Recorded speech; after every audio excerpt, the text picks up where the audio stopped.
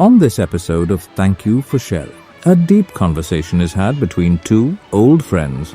I'm going to read you the 13-chapter titles so you have an idea of what's to come.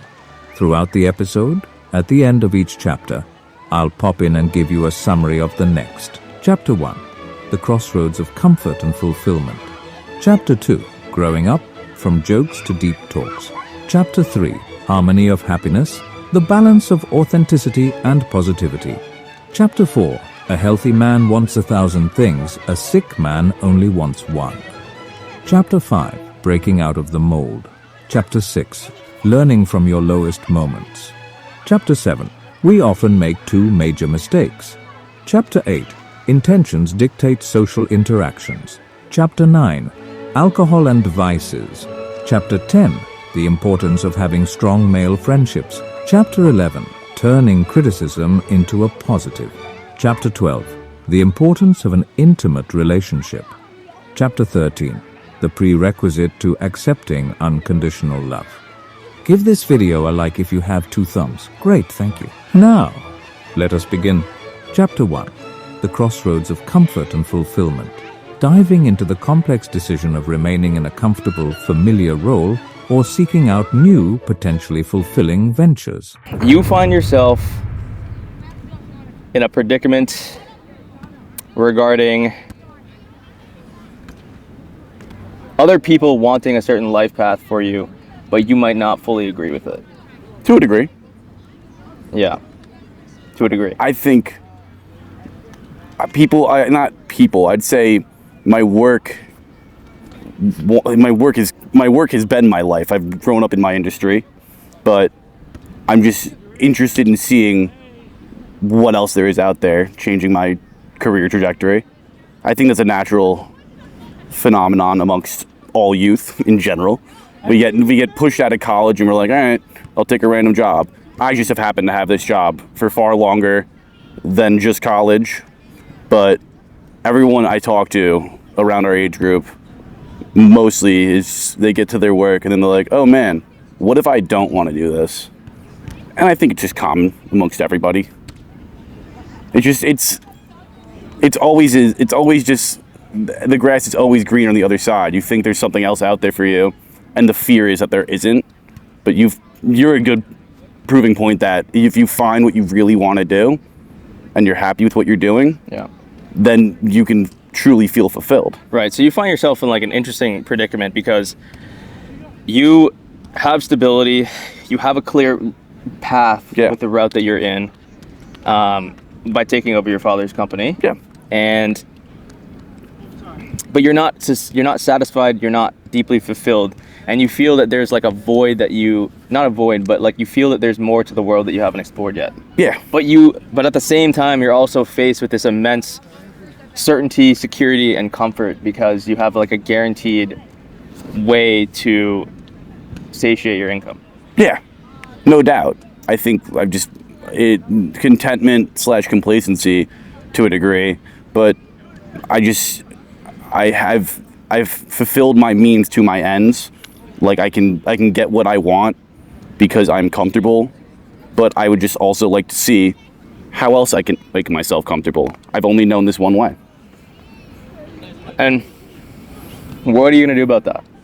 I know you haven't made a decision. I haven't made a decision, but what are the routes that are going on? I mean, I just took up coaching lacrosse, and it's opened up to other ideas of where I want to do with my career path. Like, I'm opening myself up more to the idea of transitioning. Before I was just like, this stinks, period. Wake up, go to work anyway. Now I'm opening myself up to the idea, which is the beginning point. It's not. I usually was just like, what do you think is making you open up to that idea? A lot of change. I just moved out here to Long Beach. I'm seeing a different change. I'm getting more comfortable with change. You're getting more comfortable with change, right? So you see it as a more healthy trajectory to explore your options. Like that is that's more aligned with where you want to be. Is exploring your options and all of that stuff. I think it'd be a shame to only do one thing for my whole life. I agree. I certainly. I would love to understand myself better by putting myself in situations I haven't been in. Yep. So do you think you've fallen a little bit into the trap over the years of feeling immensely comfortable with comfort and getting complacent? Do you think that you've succumbed to like stagnating or falling into the trap of just, you know, feeling really comfortable? Yeah, I've fallen into what the kids are calling the rat race, right? I'm in the rat race. I'm just like, okay, wake up, get that bread, get that cheese, get back home, right? And like, how do you feel about that? I don't like that, obviously, but cool. I also don't find that's not where I don't find my fulfillment currently at work. I find it after work. I find it on the weekends. And like, yeah, that sucks because your life is majority what you do between the hours of 7 to 8, you know, like I'm working, getting back, but I have found myself and the comforts that I get outside of work to be more than enough for me currently. But I'm sure at some point I'm gonna wake up and be like, I need to be happier during my work hours too. Yep. So I'm preparing for that to happen. Okay, cool. Nice, I like that. Chapter 2. Growing Up, From Jokes to Deep Talks. The evolution of enjoying serious, meaningful conversations, getting older, feeling more comfortable with who you are, and the benefit of having good friends. So I haven't seen you, I haven't had a conversation with you in a long time. No. Many years. How, in your own words, how would you say you have grown since the last time that we've had any sort of meaningful conversation? I mean, I think we can both acknowledge, if you try to have this conversation with me 5 years ago, I would have been like, beep, beep, poo, poo. I would have been just like blowing you off, being into jokester. Why? What do you mean by that? I didn't have the, I think still even to a degree, but like I just don't have I don't have the capacity for like mature conversations to a degree still, but I've grown into maturing and having these conversations. But okay. I mean, if we try to have this conversation exactly 4 years ago, I would be like, you'd be like, okay, all of that footage is unusable. Let's throw it out. Because the whole time would just be like, oh. I want to break down like what you think it is in you that you have cultivated to allow you to now have deeper conversations. Like, what is that component that you now have that was missing back then? What is it that allows you to now sit down with me and have a meaningful conversation, whereas back in the day you weren't capable? What gap has been bridged? What gap has been bridged? I guess just overall maturity in general. Like, not just like age, obviously, because we know people that, of course, people who are 45 years old. Maturity is not linked to age by any means. At all. But I don't know. I feel like as I've experienced more, I've become more comfortable with the idea of just like not messing around all the time. Like I used to be like, I need to mess around all the time, joke around, blah, blah, blah. But now I'm just like, I'm comfortable just sitting here having a conversation with you on the beach. Like it's a beautiful day. Do you think that's a product of you being more comfortable in your own skin? Yeah, I think as you grow, you become more, even just age, but you grow more comfortable in your own skin because you spend more time in it. I mean, like, right. Before, when you're finding out who you are, it's not easy for you to have a conversation like this because you don't have the answers to anything. If I'm finding maybe you're a little bit also scared of like who you actually are, so you're fairly guarded with your emotions and all of that stuff, and like you don't have a full comprehension of who you are, so letting someone else inside to get to know you is very uncomfortable because. Yeah, but I'm not uncomfortable right now. Right. I think that's a product of you being more secure in your own skin. Yeah. Based on our prior conversations before here and our communications over the years, like you've certainly developed in character, in maturity. Yeah. I appreciate that. Mm-hmm. Yeah, for sure. It's all just I don't know. Like it's not even like an active cognitive thing for me. I haven't been like looking to grow, looking to mature. It just kind of happens. You go through stimulus and you come out changed. That's life, and you change for the good or the bad. And I think I've been just going aces up. Yeah. I think I've been having great stimulus. I have a great group of friends that I interact with. So we have. What do you think? Okay, so you're kind of tailing into it, but what do you think are the components that allow someone to take stimulus, as you say, or trauma or experiences and make good out of it as opposed to bad? Because you've said that you've turned it into good. Yeah. What do you think has allowed you to turn those experiences into goodness as opposed to going down a bad path? Having people to talk to about it or help me understand what I do feel about it, because you can understand yourself so well, But I also believe that you need interaction with others to help you find what you truly, what's the word I'm looking for?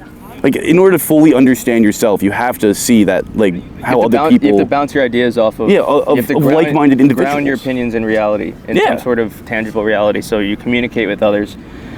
Kind of like echolocation is what you would equate it to. So you're kind of putting out signals in the world, I like that. And you're using your friends or family to reverb back at you your own thoughts. And which either confirms or denies your own opinions about yourself. Yeah. Which I agree with, certainly. I do agree with that. I like to bounce my experiences off of other people to see how they react to it opposed to me. Seeing how other people react to the things that you enjoy, the things that you've learned, the things that you've gone through, helps you understand fully, like, what those experiences mean to you. Right. Yeah, that's self-development 101. And that is how you cultivate experiences and funnel them into either positive or negative. Yeah.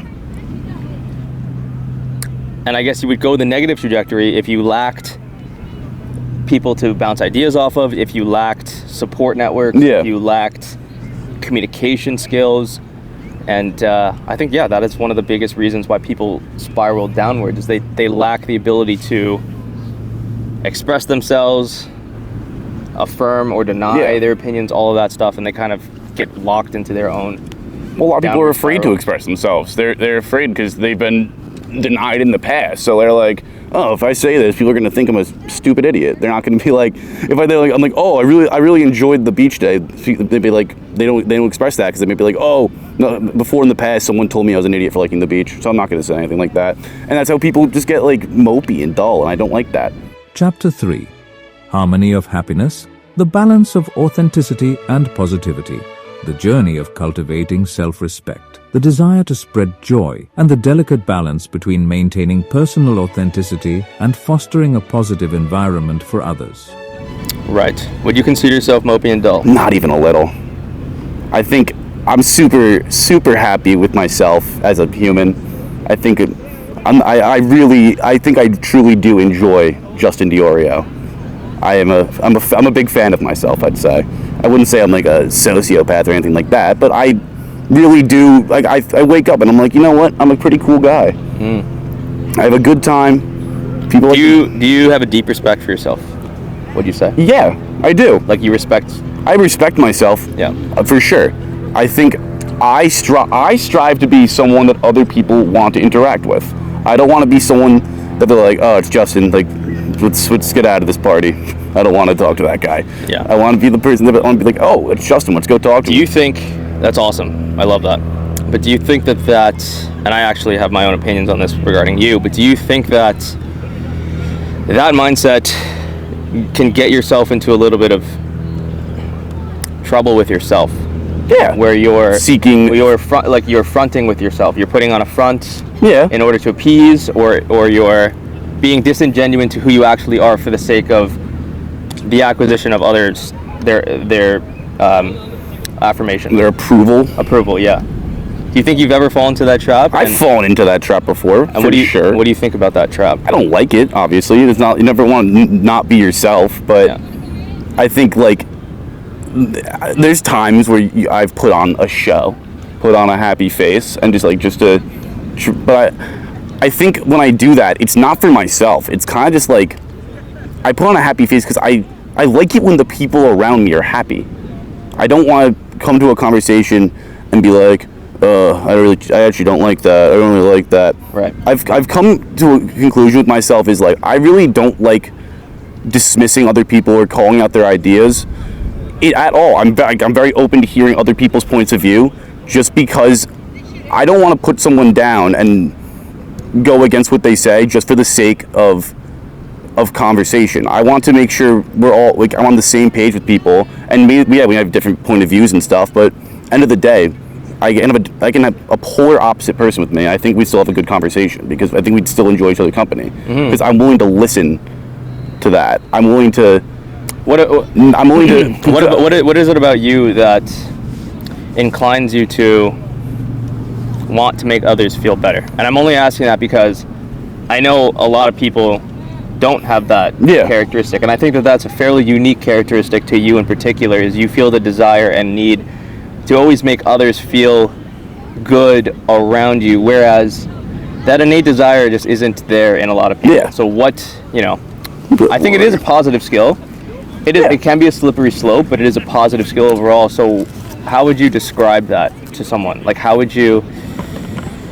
I would just say that, like, I think about your day-to-day life, and when you're around good situations and bad situations, when you're in a situation that sucks and everyone's just like, oh, fuck this stinks, blah blah blah. Sorry for cursing, don't know if that's chill. That's fine. But yeah, you don't want to be in a situation where people are angry, because if you're in that situation, you're gonna get angry yourself. So if you can change the whole room, make everyone pucker up a little, it's going to change the dynamic of that conversation, that interaction, that day, because you are your emotions. So you're essentially taking, you're trying to like take the reins on the emotional tempo of the room, basically. Yeah, I would love because as you said in the beginning of the podcast, you like being happy. Yeah, and therefore, if there's negative energy in the room, that inevitably will bring you down, so you try your best to even out the emotional scale and then raise everyone, so that in turn you're consistently at a high level of happiness. That's interesting. In slang, get the vibes high, get the boys buzzing. Get the vibes high, get the boys buzzing.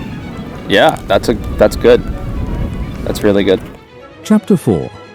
A healthy man wants 1,000 things, a sick man only wants one.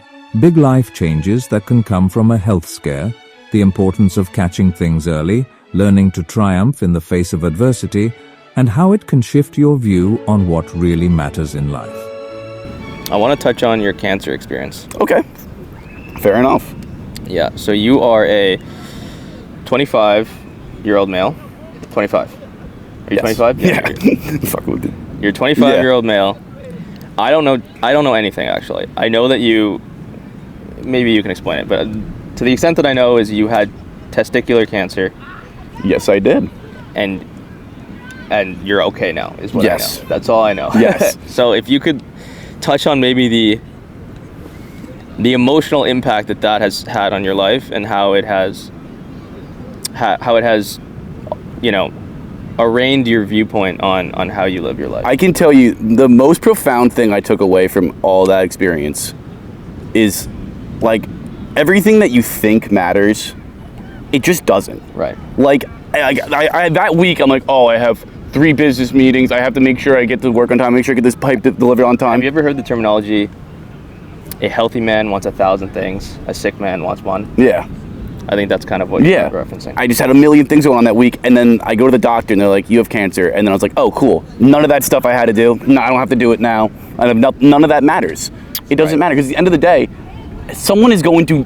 Work will be done with or without you, right? My job, whatever. I wasn't there. It's not like I came back and it was on fire. Like, the place was fine. Everyone's all right. How long were you out of work? I was out of work from August to December, and then in December I started doing half days until January. And I mean, I just spent a whole lot of time alone, and like in my own bed back home, because I just got the apartment here, and as soon as I signed the lease, the next day, dude, I find out all this, and I'm like, no. What prompted you to find that out? I was actually listening to a podcast, and they were like, you should do a check every time you're in the shower, or you're just reaching down there, you know. We're down there a lot, we're guys. But so I was in the car, and I was like, let's do one right now, and I felt one of them, and I was like, that's weird. It feels a little weird. What felt weird?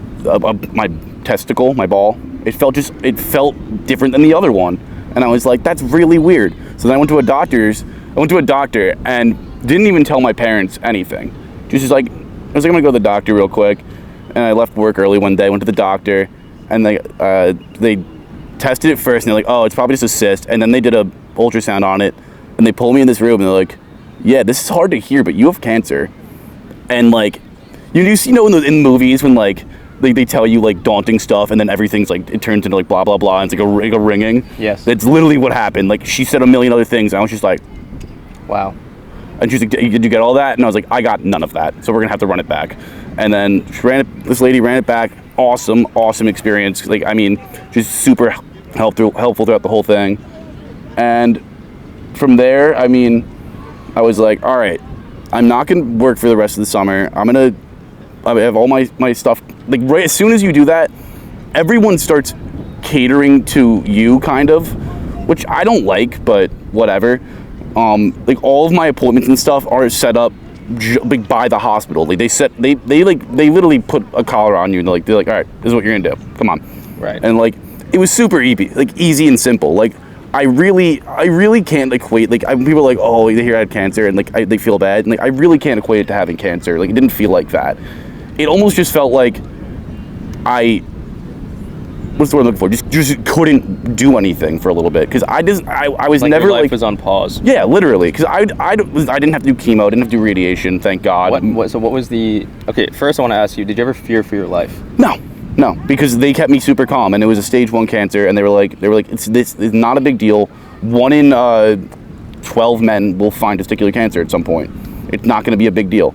And I might have just made up that stat. I feel like I heard it once, so don't. That's okay. Yeah. What is worst case scenario? Let's say you didn't catch this. Worst case scenario is it spread and it got to other parts of my body, and it could be fatal, but it didn't. We did enough blood work and enough tests. Are you down a testicle now? Yeah. Oh yeah. They cut it off? Yeah, they just cut it off from the sack. No, they go in there and do their thing. They actually went in right here in like my belly. They go in, pull it out.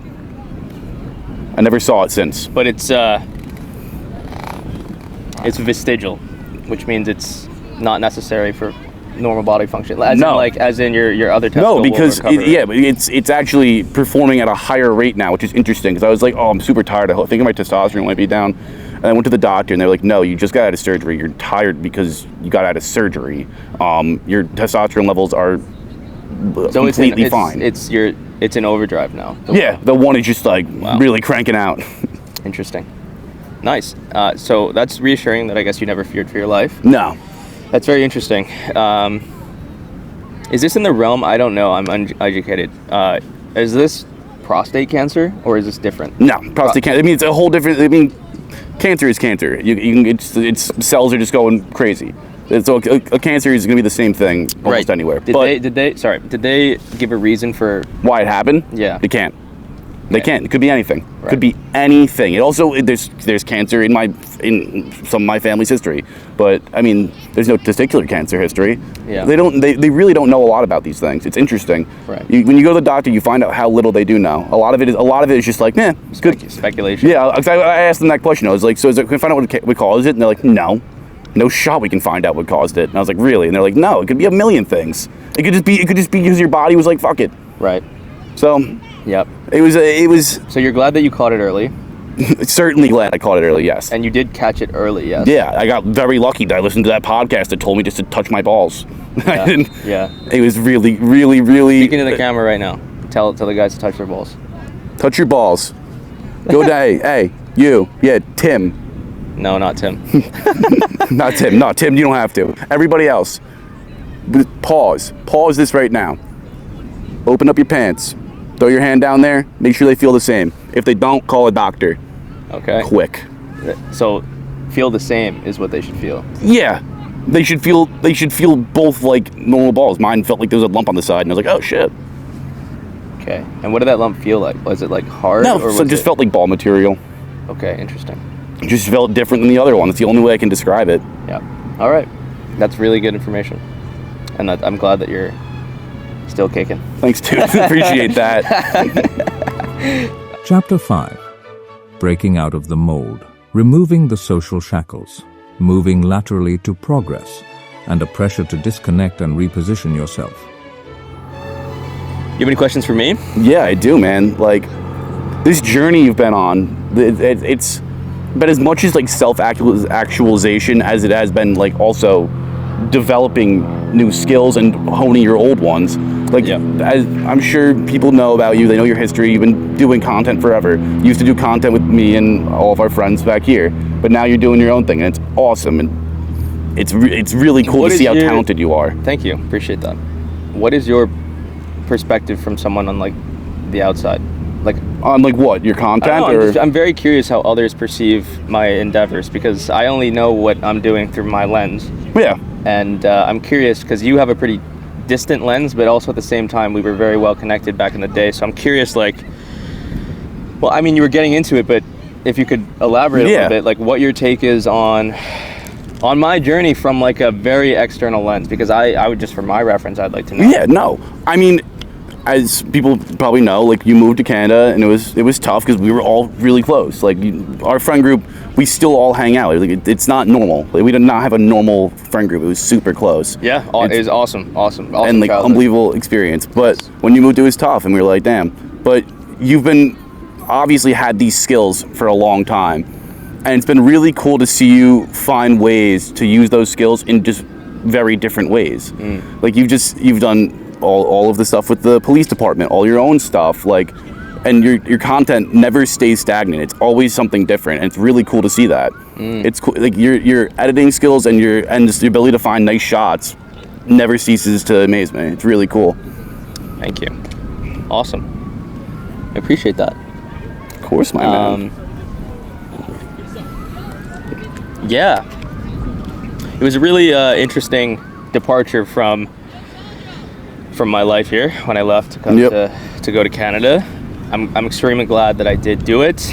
I think it was necessary for me to, I was mentioning this to you earlier, to break out of the mold that my high school peers wanted me to be in. Yeah. That's not the reason that I left, but it was certainly like something that I quickly realized was of value. Was the fact that I was, the juicy aspect of why I left was the fact that the social shackles were removed from me. And that sounds a little bit harsh. It's not harsh, but it's the truth. Yeah. When you are surrounded by your peers you've been with your whole life, you get kind of pigeonholed into a persona that you may or may not agree with. Yeah. Regardless, you get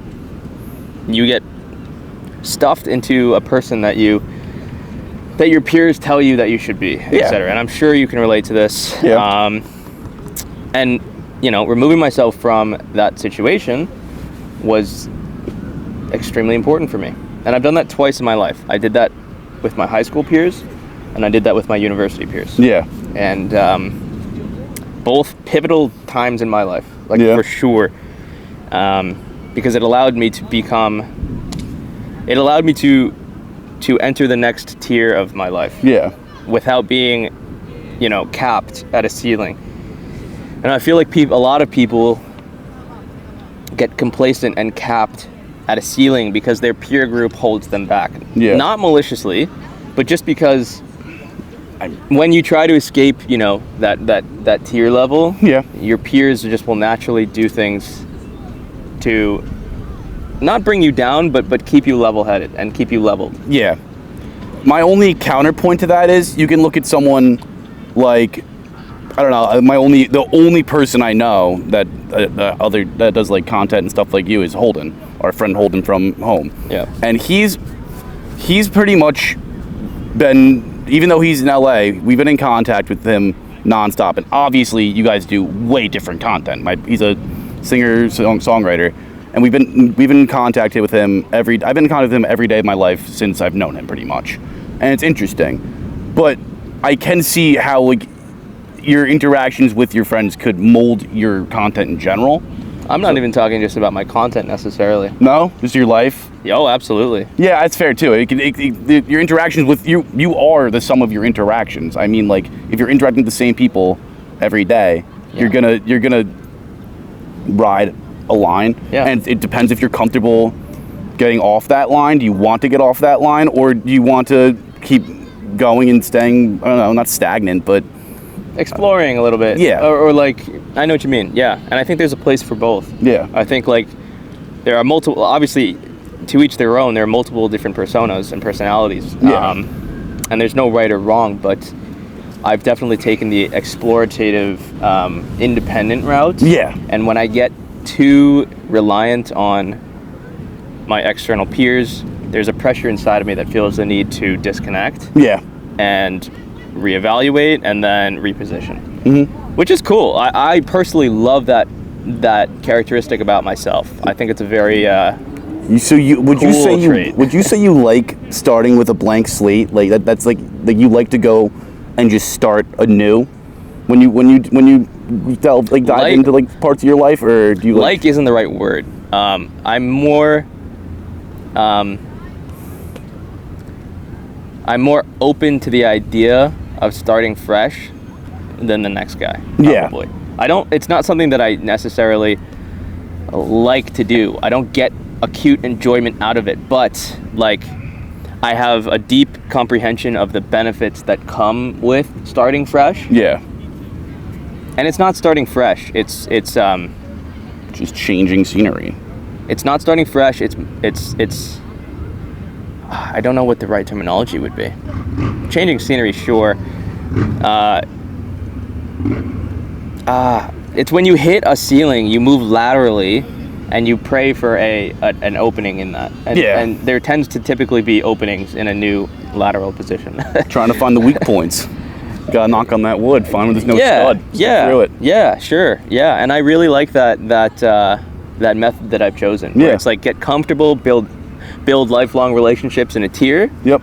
Get capped out, ceilinged out, move laterally. Yep. Then progress up, build my relationships there, move laterally. And what that ends up making is a fucking staircase. Yeah. And like that's the stairway to heaven, bro. Oh my god. But like seriously though, like I actually think that's how my life is taking trajectory. And I've never put it into words like that, nor have I visualized it like that, but it certainly is. It seems to be the case. Yeah. So, I mean, that's awesome. Yeah. If that is what I was talking about before, like if you're cool riding this line, good for you. But you've never been cool riding the line. You always wanted something more, bigger and better. You wanted to get to something. Yeah. And I respect that about you for sure. Thank you. Do you think you have that in you? I want to ride a line that looks like this. Describe that for the audience. That is exponential growth with dips and peaks. Right, but ultimately your end point is higher than your start point. Is what you're saying. Because I think my whole life has been like this, right? On a straight line, up and down, up and down, up and down. But the average point of that line, it's straight. Okay. So what I would like. Would you like to bump that up to because you said the average is straight. Yeah. But would you like to have that be? I'd like it to be exponential growth. I would like to look at like a sine curve? I forget, but a curve up like that. Exponential growth? Yeah. Are you familiar with it? Like exponential growth is like stagnant, and then it kind of shoots directly up. Like that. Yeah. Okay. It's like a nice ski slope. Yeah. But I would like it to look, but I want the ups and the downs. Like I don't want just ups. Right. You gotta have downs, man. Oh, of course. There's a lot of learning opportunities in the downsides of life. Yeah. That's an interesting topic I want to talk about. Chapter 6. Learning from your lowest moments. Who am I? What are my beliefs? And what's important to me? Whatever you're comfortable with sharing, but what is like one of the lows in your life that you've learned the most from? And why do you think you've learned a lot from it? It has to be last year with the cancer. I mean, I really, that's where I found out like a lot about myself. Right. Because we were talking about it before, and I didn't dwell on it, because I just didn't think about it. Maybe that was subconscious or that was active. But when I was alone in my room for all that time, I really did start finding myself. I really started finding out like who I am, what I mean to other people and myself, and just like trying to figure out my beliefs and just finding out that like nothing really matters was like the most important part for me. Because like I don't get as mad at myself if I mess up at work or anything, because I'm like, whatever, it doesn't matter. At the end of the day, it doesn't matter. We're on this earth for however long we're given on that magic number we're handed every day. But that's something that I can certainly learn from. Yeah. Because I have big problems with making issues larger than they should be. And I just all I learned was just like it doesn't really matter. If you mess up, just get back on your feet, dust off. No one's gonna care you messed up besides yourself. Within reason, though. Yeah, within reason, obviously. If you burn down a building and it messes up other people's lives. That's true. But if you mess up your stuff in your own life, no one's going to be like, oh, you idiot. They're going to be like, there's going to be like, oh, damn. And then forget about it. Mm-hmm. You're the only one who lives with your experiences. Yes. No one's thinking about anyone else. I have an amazing quote for this. Let me think of it really quickly. It's a really good one. What is it? Chapter 7. We often make two major mistakes: caring what people think about you and thinking that people care about you. So you can make two mistakes in your life. Yes. You make there are two mistakes that people commonly make. One is caring what people think about you. Yeah. And the second is thinking that people do care about you. Yeah. So like they manifest into like just a big death cloud. Yeah. Because I know a lot of people like care so much about what other people think about them. Yeah.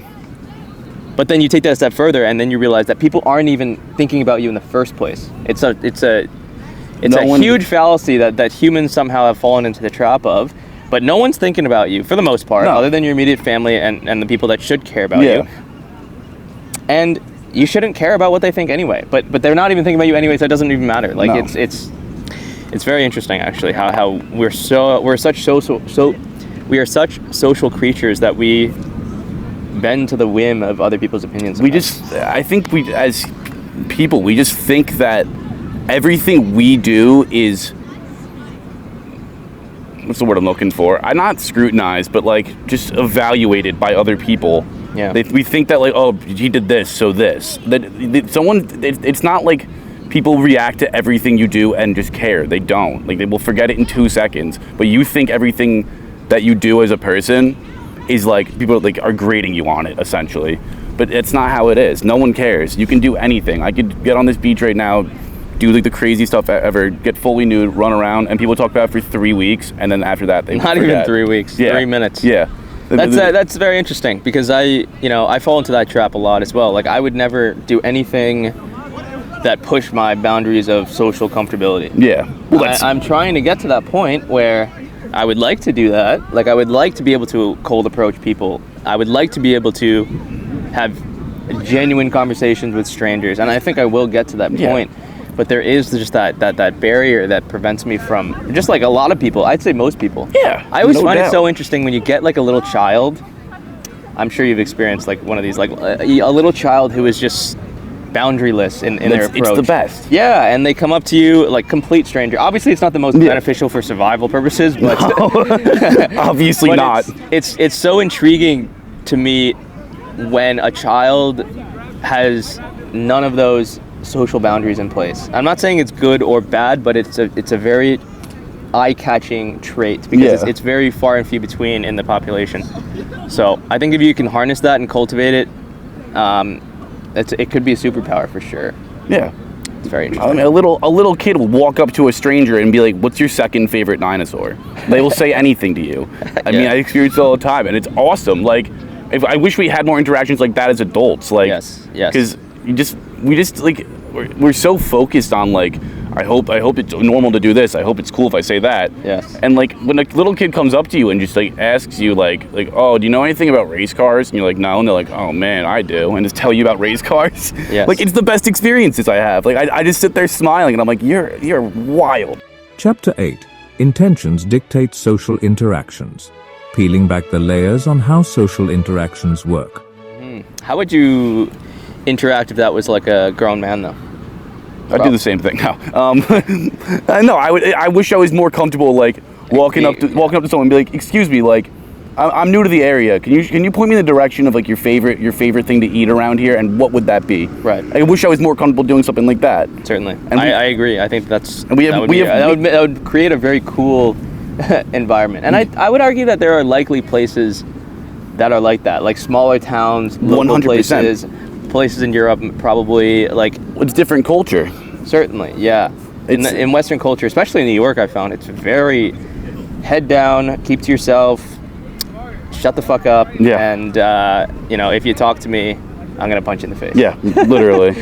I don't got time for you. It's New York. It's very interesting. That's what it is where I am living as well in Vancouver. It's very, very, very hard to converse with strangers. It's impossible. It's not even. it's so impossible in my experience that it's like it deters you from trying at all. Period. Yeah. Like there's no point because it's. You just get blown off. I think it has to do with like intentions being non-clear. For example, in like a small local town, there's not that many intentions flying around. Yeah. Like you can kind of pinpoint intentions because there's not a whole lot to do, not a whole lot of things going on in a small town. So like the intention is more confined to like a comfortable position. But in a large city like New York or let's say Vancouver, your intentions for communicating with someone can be it's on the widest spectrum possible. Like it could be from all the way from like, you know, causing extreme harm to asking for directions. Yeah. So people are just innately guarded because the range of intentions in an interaction is so wide in these spaces that people just choose to close off completely to them. I like that. I've never really thought about it like that at all. I'm a fan of that. It just, it is. There's because a million intentions. that's what goes on in my head when someone approaches me immediately. Yeah. I'm very like responsive and reactive to like stranger interactions, and I'll make like very, very, very quick judgments. Yeah. And all of my judgments are dependent or surrounding like intention. Yeah. What's this guy or girl's demographic? What's their build? What's their ethnicity? What's their muscular prowess? All of that to assess their intentions. Like, what are they trying to do? Is this a student? Is he looking for you know, an essay question help? Is he looking for directions? Is this a tourist? Is this, you know what I mean? Yeah, I mean, it's natural to try to read people in general. You don't even try to. When you see someone, you automatically read them. Right. That's how life is. You see someone, and it's just a mechanism of that's the human brain. You used to do that. You used to assess people because it was life or death. Right. You'd be like, that's a guy from another tribe. I have to run. Right. Now it's in very condensed, multifaceted cities like New York or Vancouver. It's very, very, very. There's no unison in intentionality. No. Like in a local town, you know, you go in a certain mile radius, like everyone has the same head on their shoulders to a degree. So they're more, you know, it's more of an environment conducive to communication and just quick banter because everyone's on the same playing field. Yeah. Everyone's on different playing fields here. Yeah. It's crazy. Yeah. I don't know if I like that necessarily. I kind of want the small. I don't know what I like both. I know. If you the thing is though, if you go into a small town, you think like you want to know everyone's intentions, but you might get sick and tired of knowing everybody's intentions. There's no That's true. Yes. There's no jazz to that music. I mean, it's just like you're like, oh, like here's the fishmonger. He's getting more fish. Right. Like you just know what's going on all the time, and it's fun not knowing what's going on. Is it scarier? Yeah. Yes. But you also don't want to know at all times what's going on around you. I think that equates to age actually, or maturity level. Yeah. Like when you're younger, you get the stereotype of like, you know, that's the time to live in the big city and like, explore and like you're more comfortable with engaging in chaos as a young person because you're more capable and you're stronger and you're more adept at that. But as you get older, you want that sense of unified intentionality so that you can divert less energy to it. Yeah. As you're older because you're older and you have less energy. Yeah. You know, that's why, you know, retirement homes I'm sure are very comfortable because everyone there has the same purpose and they're all intentions are established and the old folks don't have to spend any energy deciphering intentionality because it takes a lot of mental capacity. That's a very interesting all they do is conversation vibe. that we just had. They just vibe? Just vibe. I'm telling you. They're like, you want to go golf or do you want to go drink a Jack Daniels? Yeah. And that's it. Yeah. Those are their intentions. Yeah. And I don't know. I'm obviously not there yet, but I'm sure that lifestyle will suit me when I get to that time. Certainly. I just saw that fucking the high noon flyby there. Chapter 9. Alcohol and Vices. Meeting at Common Ground. I want to get your take on alcohol. Okay. I'm a fan, but yeah. I know you're a fan. Not like that. Not in a bad way, but sorry, Mom. I'm just curious what you think about alcohol because I know you do drink. Yeah. I like to say I don't drink. I really don't drink. I had a couple drinks last night, oddly enough. That's because I'm on vacation or whatever. But I've been sober for a year and a half, and I have a very strongly positive opinion on being sober. And I just wanted to hear your take because you seem to be comfortable with interacting with alcohol. 100%. But I'm comfortable with it too, but I just like, I'm curious how you, what your outlook is on alcohol. I think it's a tool, alcohol. Yeah. I think it helps you lower your guard and be more comfortable with any conversation, anything in general. It allows you to have conversations that you would never have sober. That's interesting. Do you think that people are incapable of having those conversations when they're sober, or do you think it's just very difficult to accrue the skill to do so? I think your mindset is different. I think it's your intentions change. You're not thinking on the same wavelength as you were when you were sober. Well, yes, alcohol lowers your inhibition. Yeah, I think it's just a different. Like, I'm not gonna talk to someone about Frank Gore's 2015 running back season for 2 hours if I was sober. However, after a couple of bourbons, I'll tell you all about Frank Gore's 2015 season. And is that something that you enjoy? Like, do you like the fact that you can go in on a deep dive for 2 hours about? Yeah, someone? I think it's like building camaraderie. It's you just listen to other people's brain dumps essentially, and I love to hear what's going on in other people's brains. So I think it's a wonderful tool. I think obviously it can be horrible. Certainly. Just like anything in excess. Yeah. But I think if you're drinking properly, I don't think that is a big problem. I think drinking can be a good time if done properly. Just like anything in excess can be a problem in general. Right. I like how you use the word tool, because that's how I categorize vices. Yeah. Weed, alcohol, nicotine. They're tools, and they definitely have the capacity to help you in certain circumstances, especially in tough times. Yeah. They do have a place, in my opinion. Like, I've definitely leveraged weed to help me through tough times. Yeah. I haven't leveraged alcohol, luckily, because I think that's a more dangerous tool. Yeah. I have leveraged nicotine for sure. Yeah. But now I'm in a point in my life where I don't need to leverage those tools to emotionally regulate, stuff like that. Yes. Yeah. I think alcohol is a dangerous tool when you're looking for self-help. I think if you're trying to help yourself, stay away from a bottle in general, because you're not going to find any answers at the bottom of it. Yeah. You're just going to get drunk. That's it. You're not going to be like, you know what? I am great. You're going to be drunk and you're going to be like, oh shit. But like, it's a useful tool for like just interaction standpoint. I think it's just valuable in the way that it's consumed in bars at sports games. It helps you just lower your inhibitions to get more into stuff that doesn't matter as much.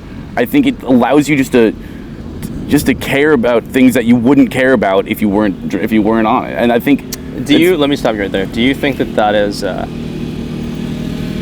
do you think you'll ever grow out of that opinion?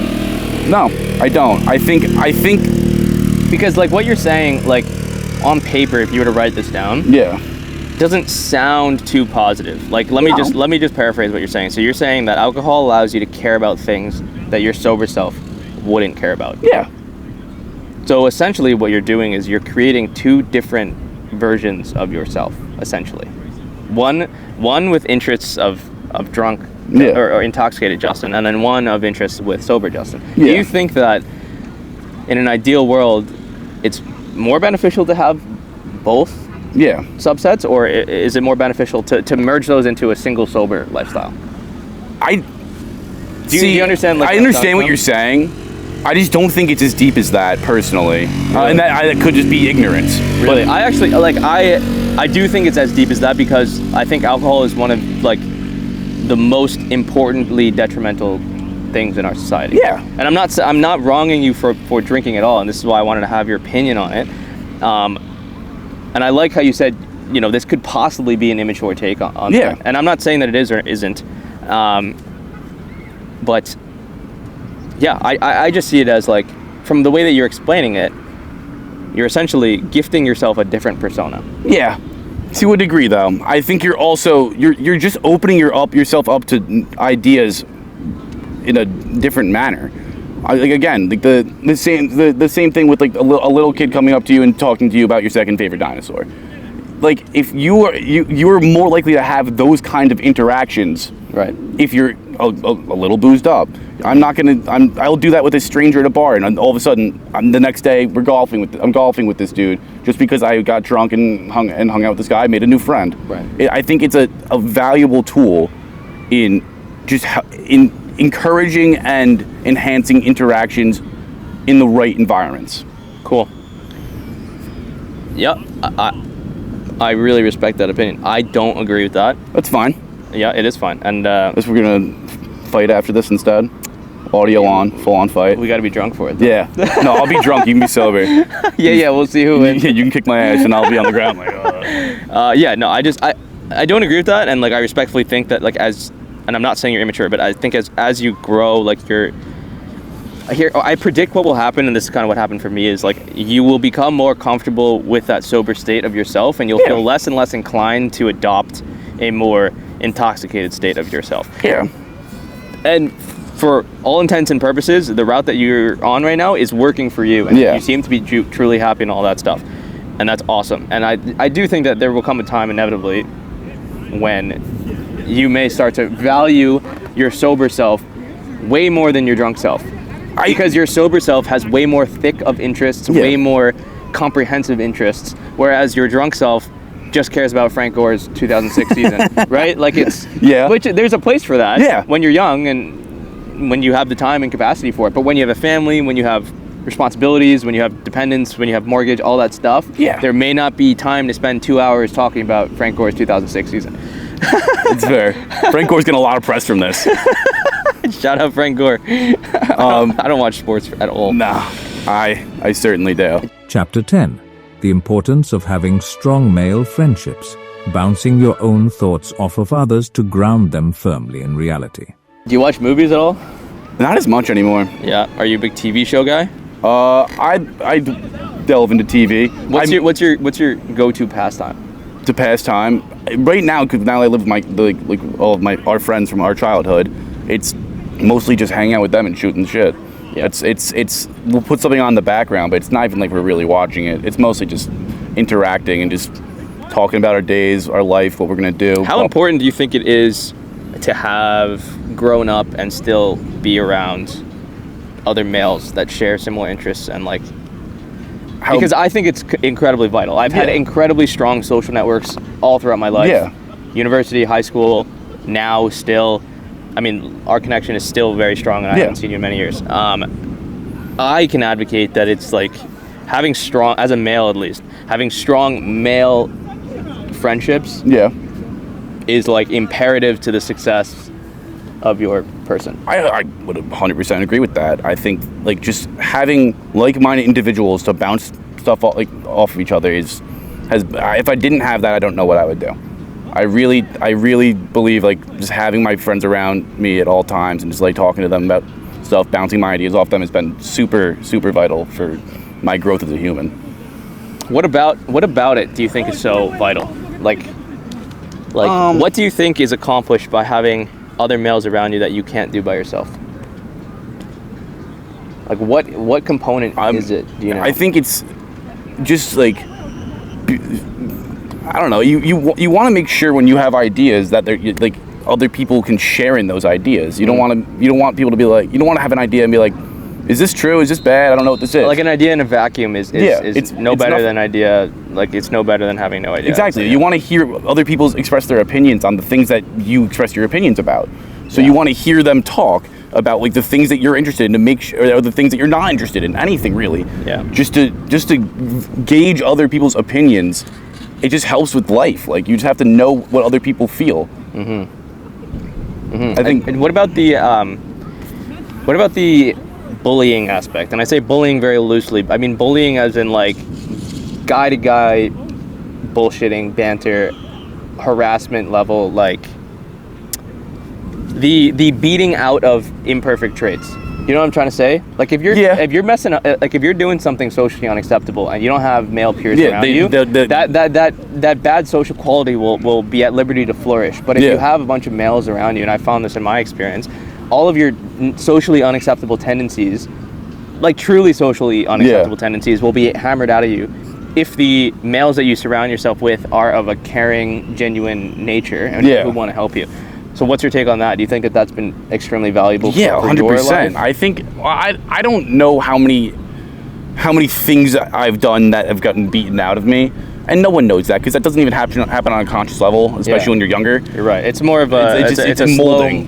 Molding. Yes. But I think I think it's been super vital for me, and I think it will be vital for everyone forever. Like, that you just, I don't know, you start to mold yourself around the people you're with, and that's obvious. But I think just having guys around that's to help you realize yourself and realize things about yourself, and take qualities that you have that maybe aren't so good, and get called out on your stuff, is super important. If you don't get called out, you're going to become the worst version of that action that you're doing.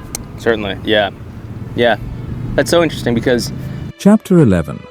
Turning criticism into a positive. Handling tough love and bullying, and how to turn it into positive outcomes. Having your negative tendencies suppressed and positive ones flourish, while acknowledging the downsides to a group mentality.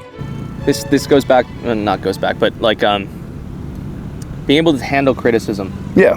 And being able to flourish in criticism. I think I've traversed that really well. Being critiqued and criticized, I've always surrounded myself with people who criticize me for the sake of my own benefit. Yes. And I think that's an important factor, because a lot of people critique out of insecurity, and they critique to bring you down. Yeah. But being able to harness critique and criticism and turn that into actionable product, is so important and vital, I think. 100%. And I know you've done a really good job about that. I know it's been a rocky path for you over the many years, but you have certainly learned how to cultivate criticism and bullying into a positive, for sure. No, for sure. I mean, it's just part of being around people in general. You're gonna get called on your shit. If you don't get called on your shit, you're gonna be a problem. If you're that's like a child. If you just let a child just cry and just beat up on the other kids and just be a problem. Yeah, an unchecked child is. It's gonna turn into a monster. It's the baby on the plane screaming and throwing Cheerios. You're right. Oh my god. Right. It's that you can turn you turn into an adult version of that. Certainly, and I think this does tie back into the conversation we were having before, where to a degree this is amazing and extremely helpful. But you take that up a little bit more notches, and you get this sense of being boxed in a little bit. To the degree that people are bullying the badness out of you, I think they also bully the goodness out of you sometimes. If you're trying to do things that are beyond the scope of the group mentality, anything different, it's beaten out of you. If you want to fucking dye your hair red, and you think it's that's not a good example. But if you want to do something different, if you wanted to become a scuba diving coach, it could the group mentality could hinder your genuine desire to pursue your interests, is what I'm getting at. No, 100%. And that's what I was talking about with the move laterally grow, move laterally grow. You don't want to be held back by other people's beliefs, and I get that. Yeah, totally.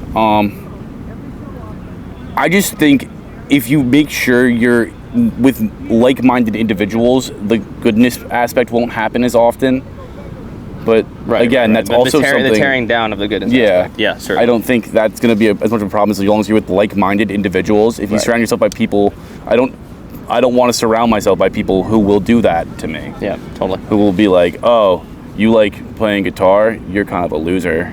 Or something like that. Yeah, and you know what? There are people in social groups that are like that. Yeah, 100%. And it sucks. I feel really, I feel for them. Right. Yeah, you got to feel bad for them. They're just I don't understand what's wrong with them. Yeah. Chapter 12. The importance of an intimate relationship. The life-changing aspect of being truly understood and the positive effects of unconditional love. So let's do a last topic thing here. What do you got for me? Give me the hard-hitting questions. Gotcha. Give me some gotcha. I want to talk about your girlfriend. Okay. Not too much, though. No. We'll talk macro, like sentiment in relation to relationships. So you were mentioning to me prior that you are in a very enjoyable position right now, given your relatively new-ish relationship with your girlfriend. Yep. How do you look at your life now versus how do you look at your life now with your girlfriend in the picture as opposed to when you didn't have her in the picture?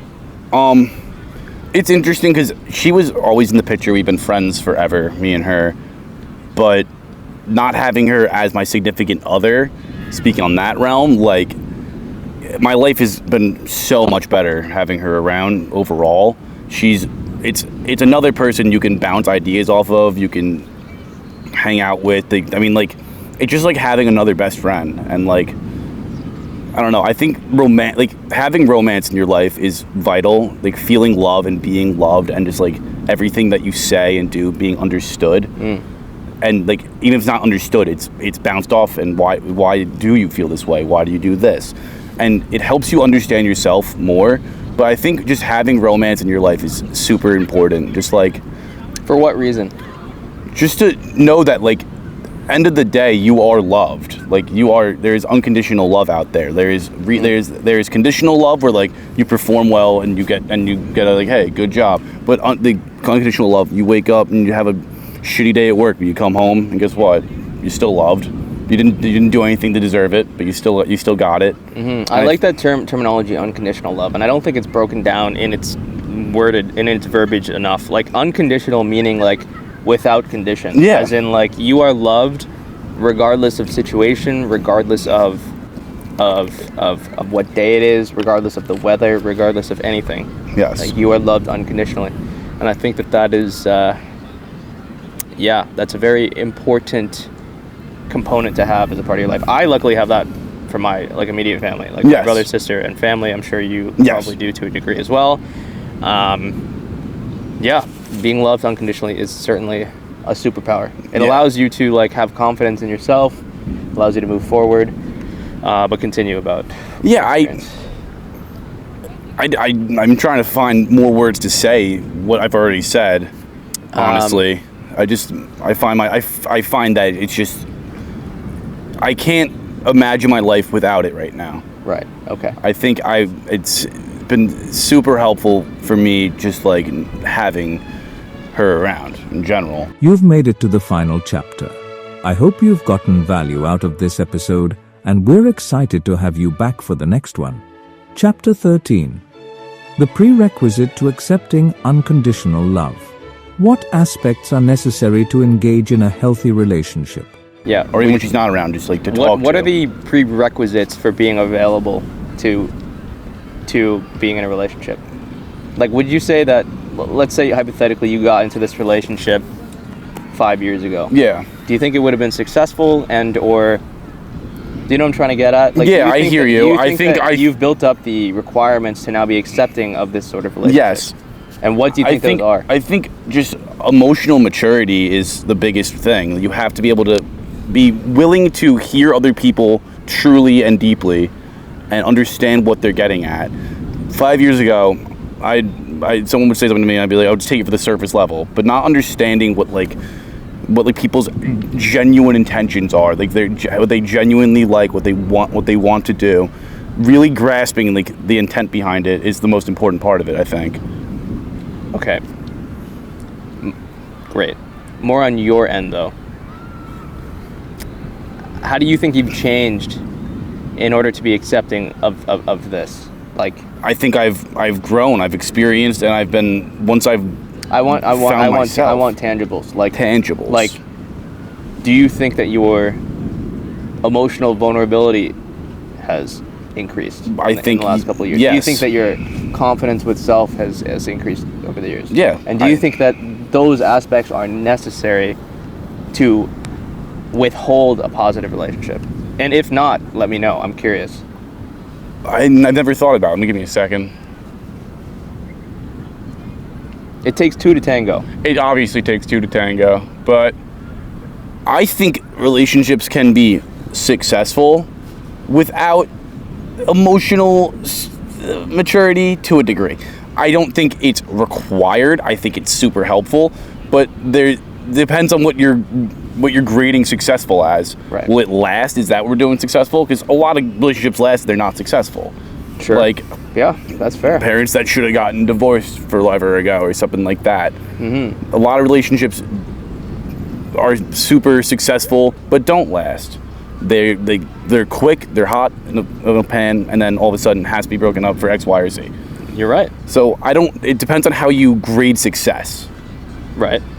And I think if you mean high quality, emotional maturity is a much. And I think I've developed as a person, I've found my own interests, I've been comfortable in my own skin. And I think when you get comfortable in your own skin, you can start loving yourself and start really enjoying yourself. If you can be enjoying of, like, you think that you are a genuine good person. You think you like what you do, you like yourself, then you can get into a relationship. Awesome. I'm glad that I led you to that conclusion. You have to love yourself, I think, in order to expect someone else to love you. If you don't even love yourself, it's incredibly hard to expect someone else to love you. Yeah, 100%. That was beautiful. I'm glad I led you down that path. And we're just about to get cut off. We're not. I will shake your hand. Beautiful seeing you, sir. Oh, just grand. We're gonna put these chairs up and walk the opposite directions. What do you mean? We're gonna sit. This is it. We're done. I'll see you in 6 more years. Yeah. My flights. Yeah. My PJs over there. Yeah. My personal jet. All right, dude. Thank you. Thank you. No, dude. Thank you. No, thank you. No, dude. Thank you, bro. That was good. What'd you think of that? That took a lot out of me. I know. It's awesome though. We hope you derived some value out of this episode. Till next time, friend, thank you for sharing.